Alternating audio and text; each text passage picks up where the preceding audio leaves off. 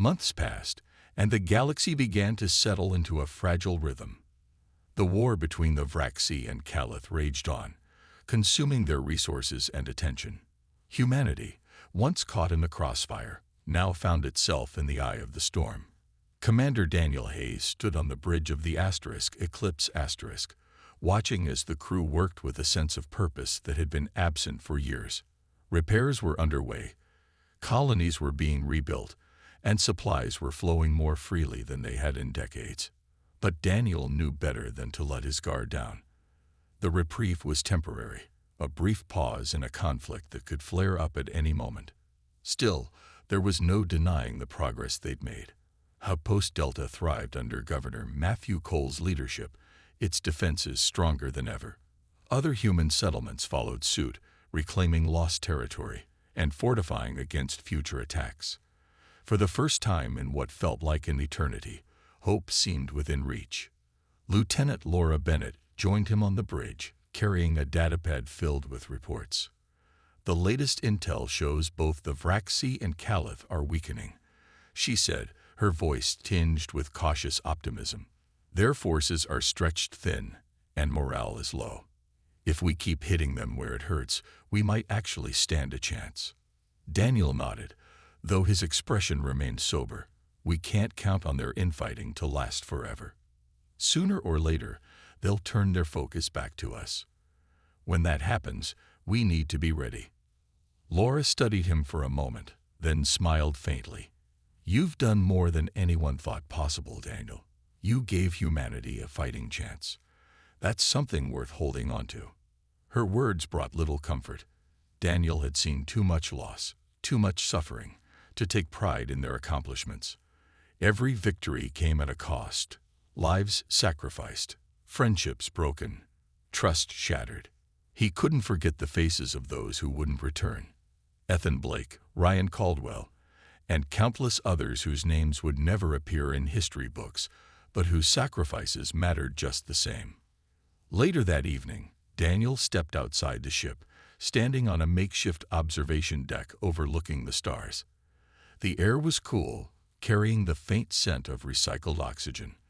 Laura joined him after a while, leaning against the railing in silence. Together, they watched the galaxy spin quietly before them. A vast, beautiful expanse marred by centuries of war. What happens next? Laura asked finally, breaking the quiet. We rebuild, Daniel replied simply. And we prepare. This isn't over, not by a long shot, but we've proven we can survive. That's a start. She nodded, her gaze fixed on the distant stars. Do you think we'll ever see peace? Real peace? Daniel hesitated, then shrugged. Maybe. But it won't come easy. Peace never does. It'll take more than weapons and strategies. It'll take forgiveness, understanding, and maybe even trust. Things we haven't seen much of lately. They stood there for a while longer, neither speaking nor needing to. The weight of responsibility rested heavily on Daniel's shoulders, but he carried it willingly. For every life lost, for every colony reclaimed, for every child born into this fractured galaxy, he vowed to keep fighting. For as long as it took. Back aboard the Eclipse Asterisk, the crew continued their work, unaware of the silent promise their commander had made. They laughed, argued, and dreamed of a better future, clinging to the hope that one day the war would end. And though the road ahead remained uncertain, Daniel allowed himself to believe, for just a moment, that humanity might find its way through the darkness. As the ship drifted silently through space, Daniel whispered softly to himself, a vow carried on the wind. We'll make it. Somehow. The destruction of the Calith relay station was a turning point, but it came at a cost that weighed heavily on everyone aboard the Eclipse Asterisk. Ethan Blake and his team had succeeded in their mission, taking out the critical hub that allowed the biomechanical aliens to coordinate their attacks, but none of them returned. The silence from their comms after the explosion told the crew all they needed to know. Commander Daniel Hayes stood on the bridge, staring at the viewscreen as the faint glow of the destroyed station faded into the blackness of space. His hands were clenched tightly behind his back, knuckles white with tension. Though the mission had been a success, the victory felt hollow. Every life lost reminded him of the stakes and how fragile humanity's position truly was. Lieutenant Laura Bennett approached him quietly, her face pale but composed. "It worked," she said softly, though her voice carried no joy. "The Caliph are scrambling. Without that relay, they can't organize their forces effectively." Daniel nodded slowly, his gaze still fixed on the screen. "For now," he replied. "But they'll adapt. They always do." Laura hesitated before speaking again. Do you think Ethan knew about the odds?" "He knew," Daniel said firmly, though there was a trace of sadness in his tone. "He signed up anyway. That's the kind of man he was." Neither of them spoke for a moment, the weight of the sacrifice hanging between them. The crew moved quietly around the bridge, their usual chatter replaced by somber efficiency. Everyone understood what had been given up, and why. Later that day, Daniel called a meeting with Captain Rachel Myers and the remaining senior officers. The mood in the room was tense but focused. "The Caliph are weakened," Daniel began, addressing the group. "But they're not defeated. We need to press our advantage while we still can." Rachel leaned forward, her expression serious. "What's the plan?" "Sir, we use the chaos to our benefit," Daniel explained. "With the Vraxi and Caliph still fighting each other, we infiltrate their territories, hit key targets, supply depots, manufacturing plants, anything that keeps their war machines running. If we can cripple both sides, we buy ourselves time to rebuild." The officers exchanged glances, some nodding in agreement, others looking skeptical. It was a bold strategy, one that carried enormous risks. But sitting idle wasn't an option either. "Sir," one officer spoke up, his voice hesitant. "We're stretched thin as it is. Can we really afford more losses?" "We can't afford not to try," Daniel replied, his tone leaving no room for argument. "Every hit we make weakens them further. And every ship, every soldier we save brings us closer to survival." As the meeting ended, Laura pulled Daniel aside. "You're pushing hard," she said, her concern evident. "The crew is exhausted. Are you sure this is the right call?" "I don't have the luxury of being unsure," Daniel admitted. "If we stop now, everything Ethan and his team gave their lives for will be wasted. I won't let that happen." Over the next few days, the fleet launched a series of lightning-fast strikes against enemy strongholds. Using decoys and cloaking technology, they slipped past defenses and struck vital targets. Supplies were destroyed, factories dismantled, and communication lines severed. Each attack forced the Vraxi and Caliph to divert resources away from humanity and toward each other. The gambit worked better than anyone expected. Reports poured in showing increased infighting between the alien factions. The Vraxi accused the Caliph of sabotage, while the Caliph retaliated with accusations of treachery. Their battles grew more intense, drawing them deeper into conflict. Back on the Eclipse Asterisk, the crew watched the unfolding chaos with cautious hope. For the first time in years, humanity wasn't the primary target. Instead, the galaxy's two most powerful species were tearing each other apart, a direct result of Daniel's plan. But even as the tide seemed to turn, Daniel remained wary. He knew the reprieve wouldn't last forever. Sooner or later, the Vraxi and Caliph would realize the truth. Humanity had orchestrated this chaos. When that happened, the retaliation would be brutal. Still, for now, there was a sliver of peace, a chance to regroup, rebuild, and prepare for whatever came next. As Daniel stood on the bridge, watching the stars drift past, he allowed himself a rare moment of quiet reflection. They weren't safe yet, but they were alive. And sometimes, that was enough. The investigation into the betrayal dragged on, casting a shadow over the entire fleet. Tempers flared, accusations flew, and paranoia spread like wildfire.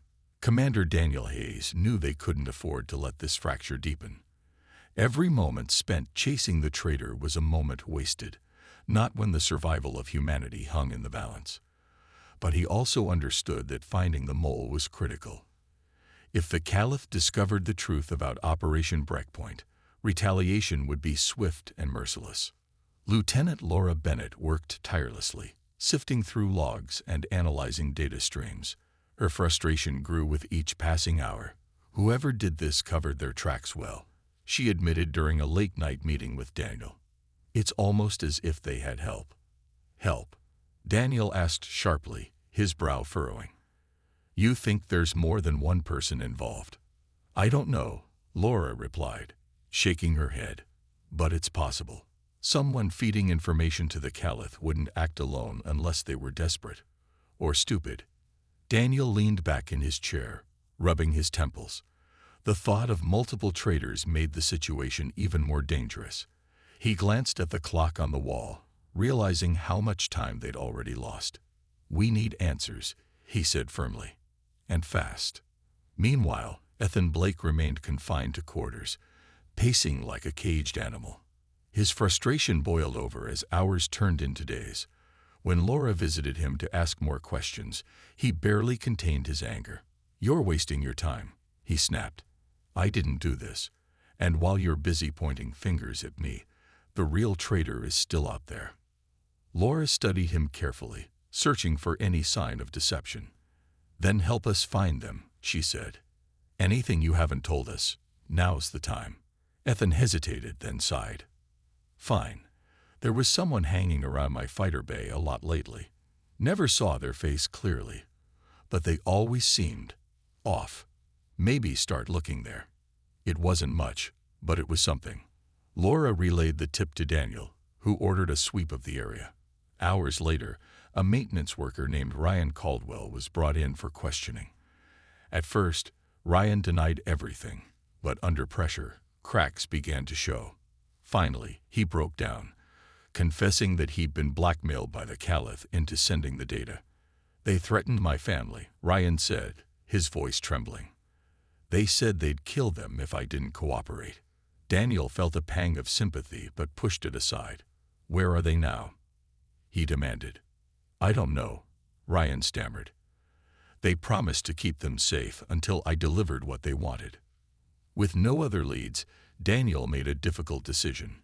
Lock him up, he ordered, and tighten security across the fleet. We can't trust anyone right now. Though the immediate threat was neutralized, the damage had been done. Morale plummeted further, and tensions continued to simmer. To make matters worse, the Caliph had begun regrouping, their forces turning away from the Vraxi and focusing once again on humanity. Time was running out. In a desperate move, Daniel devised a new plan, a suicide mission to destroy a key Caliph relay station controlling their communication network. Without it, their ability to coordinate attacks would be crippled, but the cost would be high, likely fatal, for those involved. When he called for volunteers, Ethan stepped forward without hesitation. Let me do it, he said. I've got nothing left to lose. Daniel hesitated, then nodded. You won't be alone. Take 3 others with you. Make sure the job gets done. As Ethan prepared for the mission, Laura pulled Daniel aside. Are you sure about this? Sending them out like that, it feels wrong. It has to be done, Daniel replied, his voice heavy with regret. If it gives us a fighting chance, then it's worth it. Hours later, Ethan's team launched toward the relay station. Their ships disappeared into the void, leaving behind a somber silence aboard the Eclipse *. Everyone knew the odds. But as explosions lit up the distant horizon, signaling the destruction of the relay station, a wave of grim relief washed over the crew. The mission had succeeded, but at a terrible price. The fleet limped toward a hidden rendezvous point, their ships battered and their spirits bruised. Commander Daniel Hayes stood on the bridge of the Eclipse *, staring out at the stars as they drifted silently through space. The mission had succeeded, at least in part. The Vraxi and Caliph were locked in brutal combat, leaving humanity with a rare moment of respite. But the cost had been high, and the tension aboard the ship was thick enough to cut with a knife. Lieutenant Laura Bennett approached him, her face pale but determined. "We've got a problem," she said quietly, glancing over her shoulder to ensure no one else could hear. "Someone leaked our plans to the Caliph." Daniel turned sharply, his eyes narrowing. "What do you mean, leaked?" Laura hesitated before continuing. "Before we entered the contested zone, encrypted data about our operation was sent to enemy channels. That's why they found us so quickly. Someone on this ship betrayed us." The weight of her words hit Daniel like a punch to the gut. Betrayal wasn't something he'd expected. Not here, not now. Everyone on the Eclipse had risked their lives for this mission. Who among them would sabotage it? "Do we have any leads?" he asked, his voice low and steady despite the storm brewing inside him. "We're tracing the signal," Laura replied. "But it came from within our own network. Whoever did this knew exactly how to cover their tracks." Daniel clenched his fists, forcing himself to stay calm. "Find them. And fast.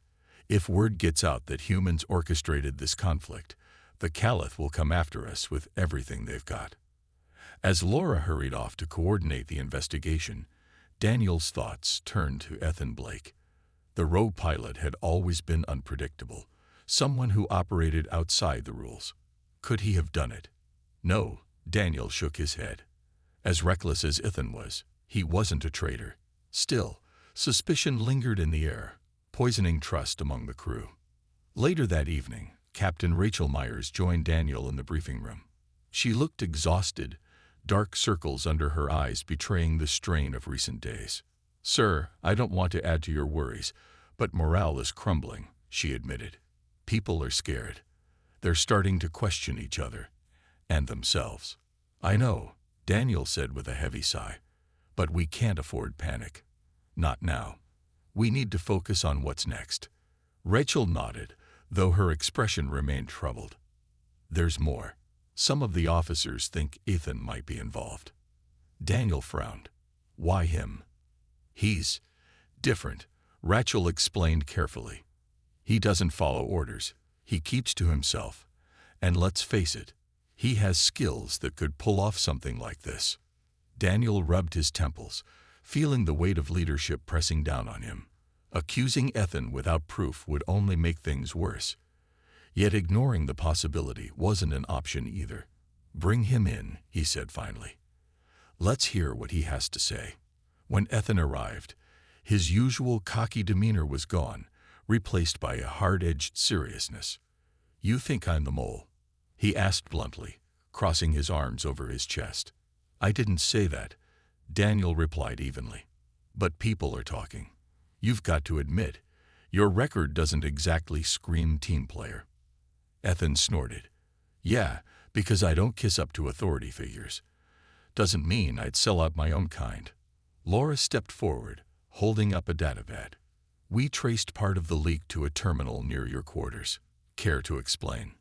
Ethan's jaw tightened, but he didn't flinch. "I spend half my time fixing my fighter in that area. Anyone could have used it while I wasn't looking." It was plausible, but not convincing enough to clear his name completely. The room fell silent as everyone considered the implications. Trust, once broken, was hard to rebuild. Finally, Daniel spoke. "Until we find proof one way or another, you're restricted to quarters. No exceptions." Ethan glared at him, but didn't argue. As he turned to leave, he muttered under his breath, "Hope you figure this out before it's too late." After he was gone, Laura sighed deeply. "This is tearing us apart. What if we never find the real traitor?" Daniel stared at the empty chair where Ethan had been sitting, his mind racing. "Then we'll deal with it, one step at a time." The retreat was anything but smooth. As the human fleet pulled back from the contested border zone, alarms blared across every ship. The Vraxi and Caliph, now locked in a frenzy of mutual suspicion, had turned their attention outward, and humanity's presence hadn't gone unnoticed. Enemy fighters swarmed like angry hornets, chasing after the fleeing ships. Commander Daniel Hayes gripped the railing on the bridge of the Eclipse *, his knuckles white as he watched the view screen. "We've got bogeys on our tail," shouted Lieutenant Laura Bennett, her voice sharp with urgency. "They're gaining fast." Daniel nodded grimly. "Divert all power to the rear shields, and tell Ethan's squadron to hold them off." Ethan Blake heard the order over his comms and let out a low whistle.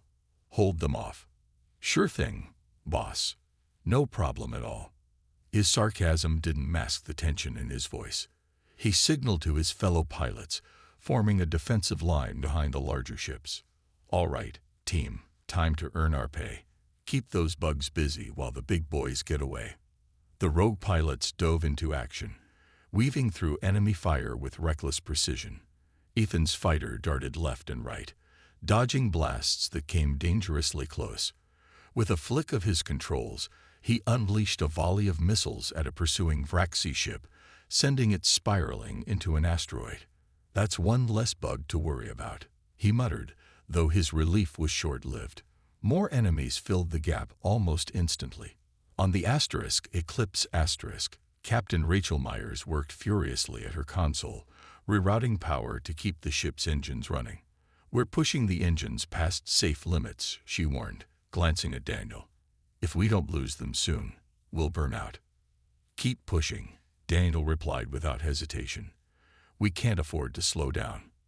Laura leaned over her own console, scanning for any possible escape route.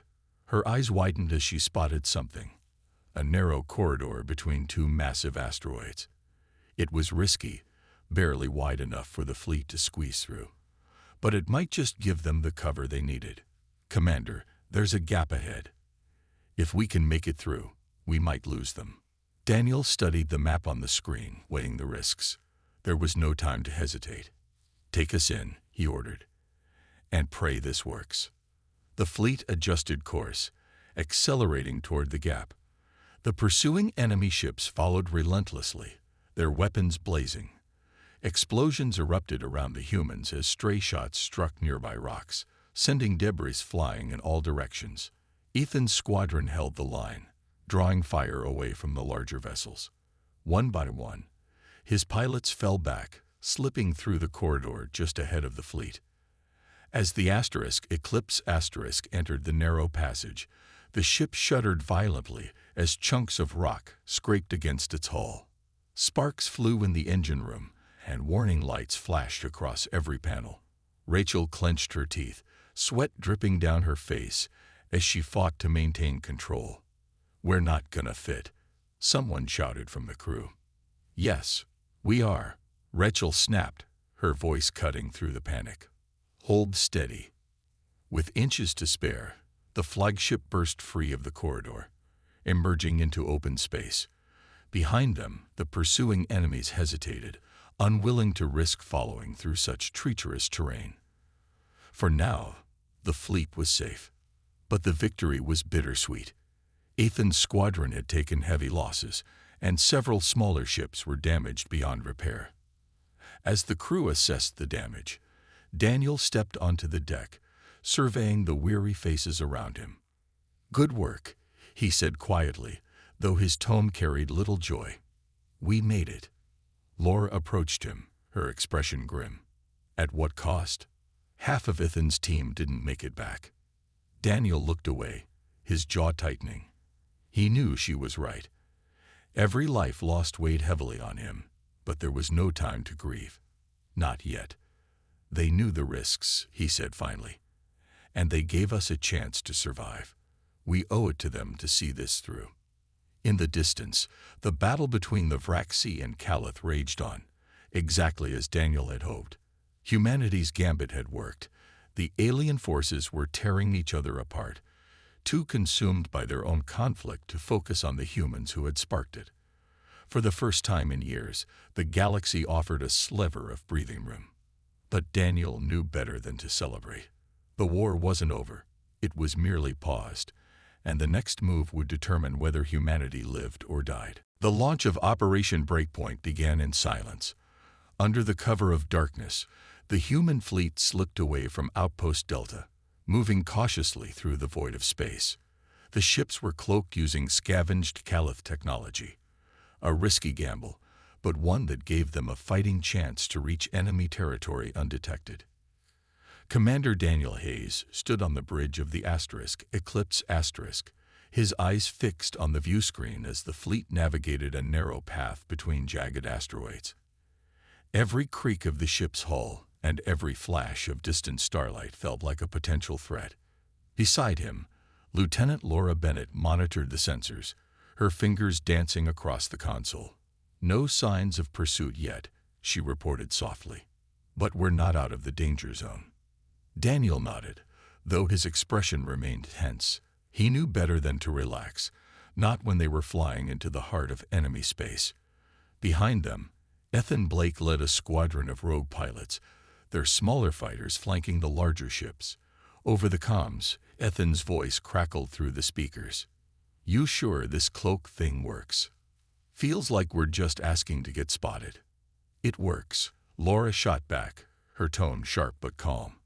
"Just keep your formation tight, and don't do anything reckless." "Reckless is my middle name," Ethan muttered under his breath, though he obeyed the order. As the fleet approached the contested border zone, the tension aboard the ships grew palpable.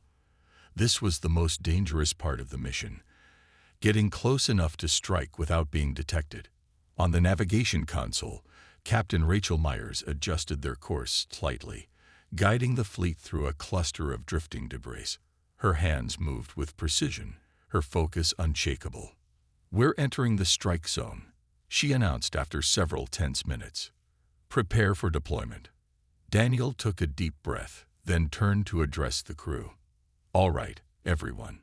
This is it. Stick to the plan, stay sharp, and remember why we're here.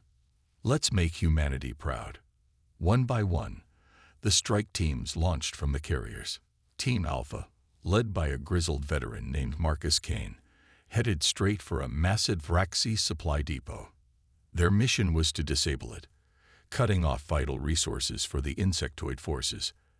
As they approached, the depot loomed ahead, a sprawling hive-like structure bristling with defensive turrets. "This is gonna be messy," Marcus said over the comms, his voice grim. "Stay low and hit hard." The first volley of missiles struck the depot with a deafening roar, sending plumes of fire and smoke billowing into space. Alarms blared as Vraxi fighters scrambled to retaliate, swarming toward the attackers like angry hornets. Back on the Eclipse Asterisk, Laura watched the battle unfold on the view screen, her knuckles white as she gripped the edge of her console. "They're holding their own," she said, trying to sound more confident than she felt. "For now." Meanwhile, Team Beta, commanded by Rachel herself, targeted a Calith communications array. Their objective was to disrupt the biomechanical aliens' ability to coordinate attacks. Rachel's team executed their assault with surgical precision, firing electromagnetic pulses that disabled the array systems. But the victory was short-lived. Moments later, a swarm of Calith drones descended upon them, glowing blue weapons flashing as they opened fire. "Break off," Rachel shouted, her voice steady despite the chaos. "Fall back to extraction point Bravo." On the flagship, Daniel listened to the reports coming in, his jaw clenched tightly. So far, the operation was going according to plan, but only barely. Casualties were mounting, and the enemy response was fiercer than anticipated. Still, there was no turning back now. In the midst of the fighting, Ethan Blake found himself surrounded by Vraxi fighters. His ship shuddered violently as enemy fire grazed his shields. Gritting his teeth, he spun his fighter into a tight barrel roll, narrowly avoiding another blast. "Yeah, you want some of this," he taunted, even as sweat dripped down his face. With a quick burst of speed, he lured the enemy ships into a trap set by Team Gamma, allowing the larger vessels to pick them off. Back on the Eclipse Asterisk, Laura glanced at Daniel. "Phase 1 complete. Time to fall back." Daniel hesitated for a moment, then gave the order. "All teams, disengage and regroup. We've done enough damage for now." As the fleet retreated, the sounds of battle faded into the distance. The mission had been costly, but it had worked. The Vraxi and Calith were already turning on each other, drawn into conflict by the destruction left in humanity's wake. For the first time in years, there was hope. And for the crew of the Eclipse Asterisk, that was enough to keep going. The days leading up to the mission passed in a blur of activity. Every corner of the Eclipse Asterisk buzzed with preparation, from engineers fixing damaged engines to pilots running simulations for the 100th time. Supplies were loaded onto ships, weapons were checked and rechecked, and crews worked around the clock to ensure everything was ready. Despite the chaos, there was a strange sense of purpose in the air. For the first time in what felt like forever, humanity had a plan, a real chance to fight back. Commander Daniel Hayes moved through the ship, checking on progress and speaking with his crew. He stopped by the mess hall, where groups of soldiers sat together, some laughing nervously, others lost in thought. Among them was Ethan Blake, who leaned against a wall, picking at a plate of food with little interest. His usual smirk was gone, replaced by an uncharacteristic seriousness. "You look like you're about to face a firing squad," Daniel said, approaching him. Ethan glanced up, shrugging. "Could be worse. At least this way. I go out doing something that matters." Daniel nodded, understanding the sentiment. "Just promise me one thing. Stick close during the mission. We need every ship we've got." Yeah, Ethan muttered, though there was no real bite to his words. "I'll play nice." As Daniel continued his rounds, he noticed the tension growing among the officers.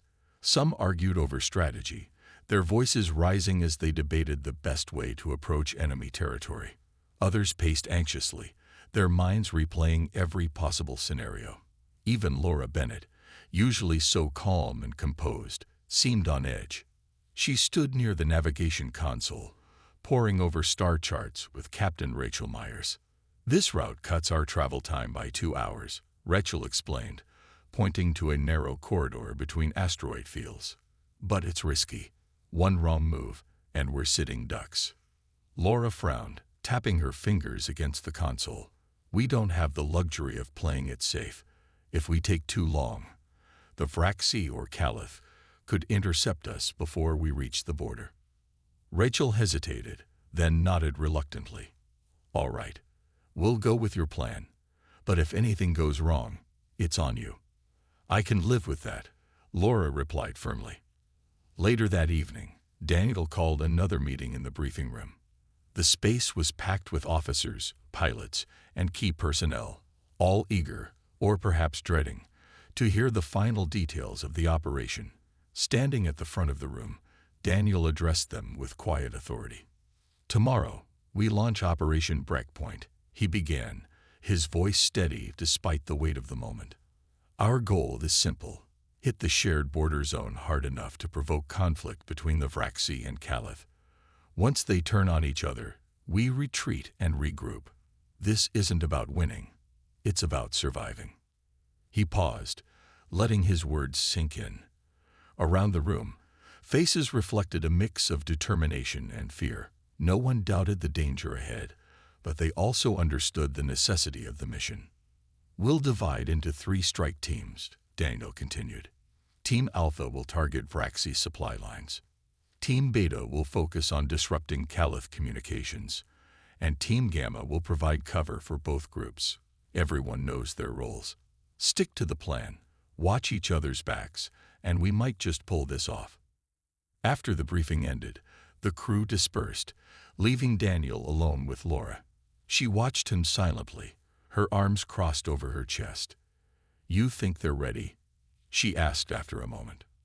"They have to be," Daniel replied, his gaze fixed on the empty chairs around them. "This is it, Laura. Everything rides on tomorrow." She stepped closer, placing a hand on his shoulder. "Then let's make sure we're ready too." That night, sleep eluded most of the crew. Some lay awake, staring at the ceiling as their minds raced with thoughts of what lay ahead. Others gathered in small groups, sharing stories or quietly comforting one another. In the hangar bay, Technicians performed last-minute checks on fighters and bombers, their movements precise and deliberate. As dawn approached, the mood shifted. Fear gave way to resolve, uncertainty to clarity. Whatever happened next, humanity was ready to face it head-on. For better or worse, the war would soon change forever. The journey to Outpost Delta was long and tense. Commander Daniel Hayes sat in the cockpit of his shuttle, staring out at the endless expanse of stars. Beside him, Lieutenant Laura Bennett reviewed the mission briefing one last time, her brow furrowed in concentration. The stakes were high. Convincing Governor Matthew Cole to lend support wouldn't be easy. Cole was known for being cautious, even stubborn, and he wasn't the kind of man to throw his resources into a risky plan without guarantees. As they approached Delta, the outpost came into view, a sprawling collection of domes and towers built into the side of a barren moon. It looked fragile, almost temporary, like it could crumble under the weight of its own existence. But appearances were deceiving. Outpost Delta was heavily fortified, with layers of defenses designed to repel both Braxi swarms and Calith warships. For now, it remained safe, though everyone knew that safety was only temporary. When the shuttle landed, Daniel and Laura were greeted by a small escort of armed guards. They were led through narrow corridors lit by flickering fluorescent lights until they reached the governor's office. Inside, Matthew Cole waited for them. He was a tall man with broad shoulders and sharp features, his face lined with years of stress and responsibility. His piercing blue eyes scanned Daniel and Laura as they entered, sizing them up before offering a curt nod. "Commander Hayes," Cole said, his voice deep and measured. "You've got 5 minutes. Make it count." Daniel didn't waste time with pleasantries. He stepped forward, laying out a detailed map of the galaxy on the table between them. "Governor Cole, we need your help," he began. "We're planning a strike against the shared border of the Vraxi and Calith. If we succeed, it will force them to fight each other instead of us. That buys humanity time to regroup, and maybe even survive." Cole studied the map carefully, his expression unreadable. After a moment, he crossed his arms over his chest. "And if you fail?" he asked bluntly. "What happens to Delta? To the rest of us?" "If we fail," Daniel admitted, "the war continues. But staying here, waiting for them to come for us, isn't an option. We have to try." Laura chimed in, her tone calm but urgent. "We understand the risks, Governor, but think about what's at stake. If this works, it changes everything. Not just for Earth's fleet, but for every human colony still standing. You'd be giving people a fighting chance." Cole frowned, clearly weighing the decision. He walked over to the window, gazing out at the desolate landscape beyond the outpost walls. Finally, he turned back to face them. "I'll give you ships," he said slowly, "but not because I trust your plan. I'm doing it because sitting here waiting for the end isn't much better. Just know this: if things go south, Delta won't hesitate to cut ties with you." Daniel nodded, relief washing over him. "Understood. Thank you, Governor." With Delta secured as an ally, Daniel and Laura moved on to their next task: recruiting pilots. Word had spread quickly among the colonies about the daring plan, and many were eager to join the fight. Among them was Ethan Blake, a rogue pilot with a reputation for bending rules, and occasionally breaking them. Ethan had spent most of his career flying solo missions, taking jobs that paid well but kept him far from authority figures. When Daniel found him in a dingy cantina on the edge of Delta, Ethan was nursing a drink and looking bored. "You're either very brave or very stupid," Ethan said when Daniel explained the mission. "Flying into enemy territory is suicide." "Maybe," Daniel replied, "but sitting here isn't going to change anything. Are you in, or aren't you?" Ethan smirked, setting down his glass. "All right, Commander, count me in, but don't expect me to follow orders blindly." As more volunteers joined the cause, the mood aboard the Eclipse shifted. There was still fear, but there was also hope, a sense that maybe, just maybe, humanity could turn the tide. Daniel watched as crews worked tirelessly to prepare the fleet, knowing that the hardest part was yet to come. Still, for the first time in years, he allowed himself to believe that victory might be possible. The meeting room aboard the Eclipse was small and cramped, its walls lined with blinking monitors and holographic displays. The air was tense, filled with the low murmur of voices as officers debated strategies that had already failed them countless times before. At the center of it all sat Commander Daniel Hayes, his expression unreadable but his mind racing. Across the table, Lieutenant Laura Bennett leaned forward, her hands clasped tightly together. She glanced at Daniel, then back at the others, her frustration evident. "We can't keep doing this," she said finally, breaking the uneasy silence. "Every time we try to defend ourselves, we lose more ships, more lives. We're running out of people to send into battle." Her words hung in the air like a storm cloud, heavy and unavoidable.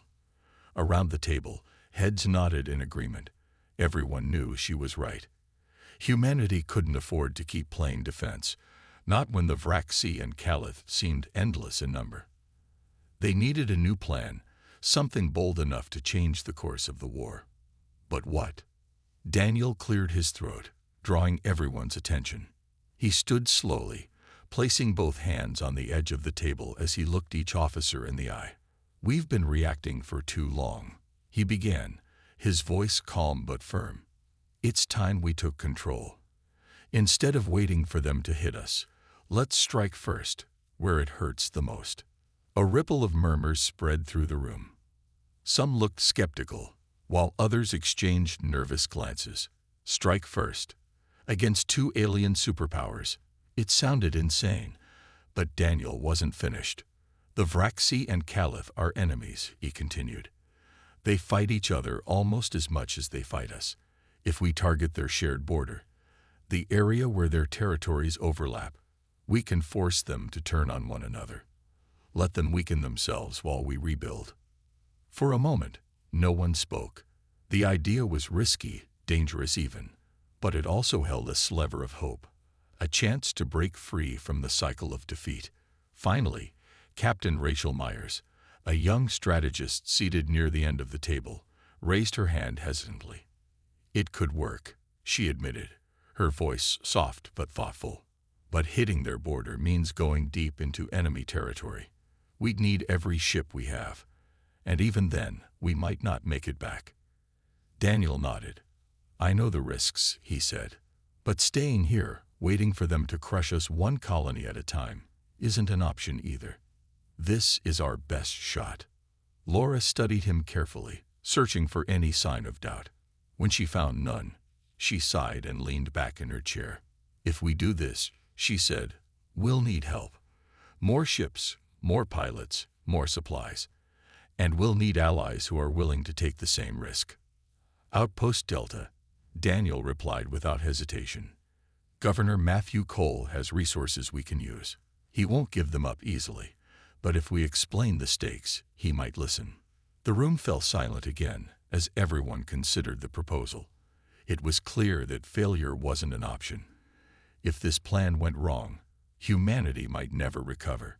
Yet despite the danger, there was a spark of determination in the eyes of those gathered. For the first time in years, they had a goal beyond mere survival. They had a chance to fight back. After several minutes of discussion, the meeting adjourned. As the officers filed out of the room, Laura lingered behind, watching Daniel as he stared at the holographic map of the galaxy projected onto the table. His face was grim, but there was a flicker of resolve in his eyes. "You really think this will work?" she asked quietly. Daniel didn't answer right away.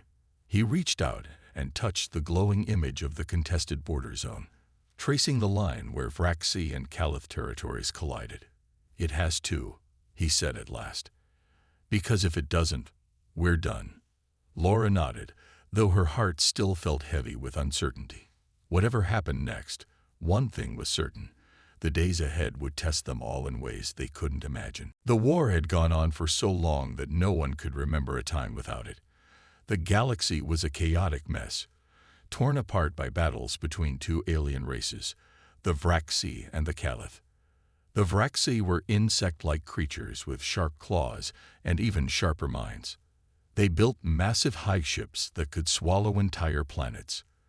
The Caliph, on the other hand, were part machine, part living tissue. Their bodies glowed faintly with blue light, and their weapons were more advanced than anything humanity could dream of making. Both sides saw humans as weak, insignificant beings, tools to be used or destroyed as they pleased. Humanity's colonies were caught in the middle, squeezed like a small animal between two predators. Earth itself had become little more than a memory, its surface scarred from decades of fighting. What remained of humanity now lived scattered across distant stars, clinging to survival in cramped outposts and rusting ships. Morale was low, resources were scarce, and hope seemed like a thing of the past. But despite all this, there was still one man who refused to give up: Commander Daniel Hayes. Daniel was not a tall man, nor was he particularly imposing. His hair was streaked with gray, and his face carried the weight of years spent leading soldiers into impossible battles. Yet there was something about him, a quiet determination, that inspired those around him. He wasn't perfect. He made mistakes just like anyone else. But what set him apart was his refusal to accept defeat. Even when everything looked bleak, Daniel found a way to keep moving forward. On this particular day, Daniel stood on the bridge of the Eclipse Asterisk, humanity's flagship. It was an old vessel, patched together with scraps from dozens of battles. The walls hummed softly with the sound of engines, and the air smelled faintly of oil and metal. Around him, officers bustled back and forth, shouting orders and reading data streams. Despite the chaos, Daniel remained calm, his eyes fixed on the large view screen at the front of the room. It showed a map of the surrounding star systems, marked with red dots representing enemy forces. "Commander," said Lieutenant Laura Bennett, stepping up beside him. Her voice was steady, but there was a hint of worry in her tone. "We've lost contact with Outpost Delta. If we don't send reinforcements soon, they'll be overrun." Daniel nodded slowly, his jaw tightening. Outpost Delta was one of the last human strongholds in the sector. Losing it would mean losing access to vital supplies, and worse, it would leave millions of civilians unprotected. But sending reinforcements meant weakening their already fragile defenses here on the Eclipse Asterisk. Every choice came with a cost, and Daniel knew better than anyone how heavy those costs could be. "What are our options?" he asked, turning to Laura. She hesitated for a moment before responding. "We can spare 3 ships, maybe 4 if we pull some from patrol duty. But that leaves us dangerously exposed if the Vraxi or Caliph decide to attack while we're stretched thin." She didn't need to finish the sentence. Everyone on the bridge understood the risks. Still, Daniel didn't hesitate. "Send the ships," he said firmly, "and tell Governor Cole at Delta that help is coming. We'll figure out the rest later." As Laura relayed the order, Daniel turned back to the view screen. The red dots seemed to pulse mockingly, reminding him of how outnumbered and outgunned they were. For a brief moment, doubt crept into his mind. Was he making the right decision? Could humanity really survive against such overwhelming odds? But then he thought about the people counting on him, not just the soldiers under his command, but the civilians hiding in bunkers, praying for salvation. Humanity might have been battered and bruised, but it wasn't broken yet. As long as there was breath in his body, Daniel vowed to fight for them, because giving up wasn't an option. Not now. Not ever.